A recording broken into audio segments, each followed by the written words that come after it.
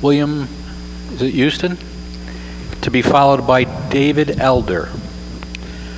William Houston, speaking as myself today. So a lot of this stuff, I'm just going to reiterate some of these things that have already been said. Fixed rate delivery increases disproportionately impact low income and low income people and even middle class people. I haven't heard anybody say tonight, I might have missed it, but I think the commission should be advocating to these gas and electric suppliers that there shouldn't be any winter cutoffs. Because what we have today is we have a foreign-owned, for-profit corporation making life and death decisions over citizens in New York State. So if the more people they cut off in the wintertime, which potentially is a life or death thing, they potentially can increase their returns to their shareholders. So that's a very serious conflict of interest that the commission should be really exercising due diligence to make sure that this isn't being done. So I would like to see no winter cutoffs for people.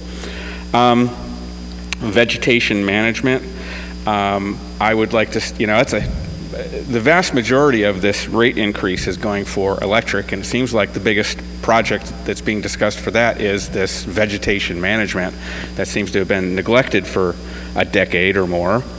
I'm very concerned about environmental contamination, contaminants, and so, a lot of these companies, it's the cheapest way to clear the rights of way is by using chemical defoliants that are sprayed from helicopters or low-flying airplanes. So that creates a hazard and a nuisance for people that live along these rights of way, but also it's adding poisons to the environment. So I would like to see the commission making sure that they use non-chemical ways of dealing with this vegetation management problem. The DeRuyter pipeline, I'm very strongly opposed to this because according to Jeff Platsky's article in the press that it could be up to $500 million. So it went from 50 million to 200 million, and it could be even higher. That's going to be passed along to the ratepayers, and that thing is way overbuilt. I don't want to repeat myself too much because this has already been said before tonight.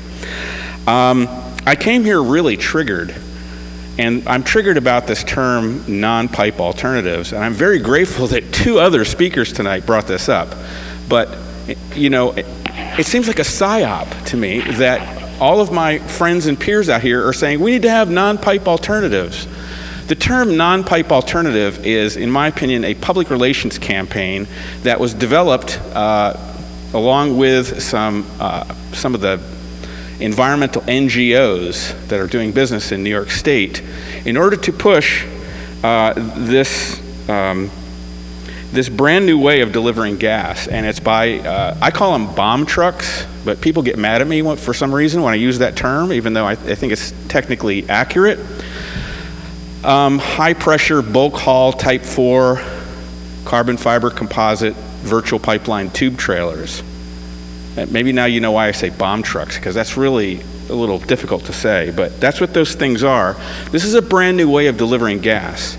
And I know that these bomb trucks are not specific to this particular rate case, but since I am speaking before a member of the commission today, I would like to bring this up because this seems to be increasing.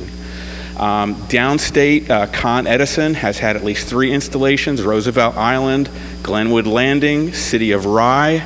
NYSEG has one existing in Mechanicville, New York, Saratoga County. Plus we have a proposal in Oneonta, another proposal that's in Lansing that's being developed for the use of these high pressure CNG carbon fiber composite virtual pipeline tube trailers. Can I just say bomb trucks to be shorter? Can you understand what I'm saying here?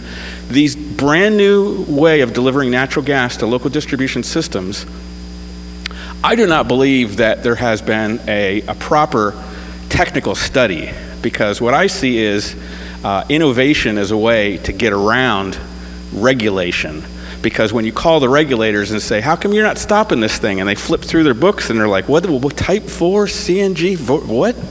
It's not in the regulation books. The regulators are specifically empowered by the statutes. So if the statutes are silent on high-pressure bulk haul type 4 CNG virtual pipeline tube trailers, that means they're not regulated.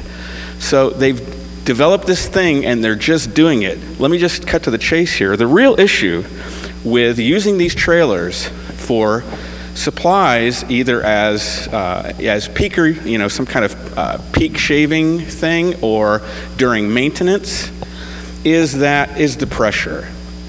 These trailers, they say they're 3,600 psi. They're really up to 4,500 psi due to this thermal compensation. They fill the gas, they fill the trucks hot, so they actually have to increase the pressure to get the same gas mass. So 4,500 psi is extraordinary pressure. It's about 3 times the pressure of a state-of-the-art buried steel pipeline, buried in the ground, 3 times. And these things are like shooting around at 70 miles an hour down our county roads, our interstates. They're going through rural neighborhoods in Otsego County and in Shenango County. Besides the fact that these trucks are dangerous on the roads and they have a high center of mass, which means they like to flip over, the other problem is the pressure. The pressure when you it's called the Joule-Thomson effect. When you compress gas, it is exothermic. It generates heat. When you decompress gas, it's the other way. It generates cold. We have not, natural gas local distribution systems for 70 years have taken gas off transmission lines that are maybe 1,000 psi. These trucks are 4,500 psi. The problem is that this creates, unless this system, these decompression skids are designed to, a very high safety factor, an engineering safety factor, and I don't think they are. I think that they're just slapping these things together because they can, and there's no oversight. So I'm asking the commission to really look into this, even though this is a little off topic of this particular rate case. But the problem is if you inject cryogenic gas, which means temperatures between minus 170 degrees Fahrenheit down to minus 260, yes, it is possible for these tube trailers to accidentally, something goes wrong with the heater unit in the decompression skid. We can get LNG injected into natural gas local distribution systems. What would that look like? I'll tell you what it would look like. It's going to look a lot like Merrimack Valley, where we had 130 structures in 3 towns blow up all at once. And I think that these trailers were involved there. But anyway, getting back to this rate case, let me just, so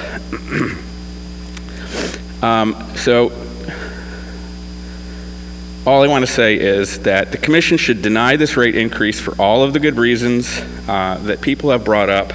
The commission should advocate for the ratepayers and for the goals of the CLCPA, and under no circumstances should, due to the severity of the threat of mass extinction due to climate change, the commission should be putting the kibosh. I mean, this should be like a freight train doing an emergency stop. That's what we should be doing with natural gas infrastructure projects. Put on the brakes. No new gas infrastructure projects. Please deny this rate case. Thank you. Thank you.